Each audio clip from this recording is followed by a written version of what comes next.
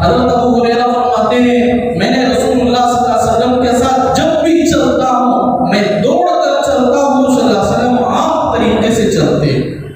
یعنی آپ کا چلن صحابہ کے چلن کے ساتھ نہیں ہوتا تھا، آپ جب معمولی طور پر بھی چلتے تو صحابہ آپ کے پیچھے دوڑنے کی ضرورت پڑے، جب کبھی آپ تیز چلنا پڑتا تو صحابہ اور بھی زیادہ تیز چلتے تھے۔ ایک مرتبہ مجلس تھی، حضور صلی اللہ علیہ وسلم اچانک پوری مجلسوں میں صحابہ کو ہٹا کر درمیان سے نکل پڑے۔ اب جب نکل پڑے تو حضرت ابو ہریرہ فرماتے ہیں میں بھی رسول اللہ صلی اللہ علیہ وسلم کے پیچھے پیچھے بھاگا۔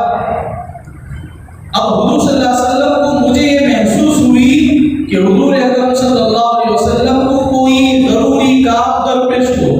آپ اتنی جلدی اور تیزی سے قدم اٹھا رہے ہیں، بھاگتے نہیں ہیں، تیزی سے قدم اٹھاتے چلے جا رہے ہیں۔ حضرت ابو ہریرہ فرماتے ہیں میں رسول اللہ صلی اللہ علیہ وسلم کے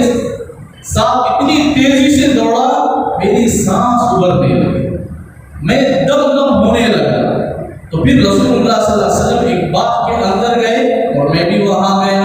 اور آپ نے ایک دائرہ لگایا اور مجھے وہاں کھڑے ہو کر آگے چل گئے۔ ایک لمبا واقعہ میرے دوستو، اس میں حضور اکرم صلی اللہ علیہ وسلم جب معمولی سے چلتے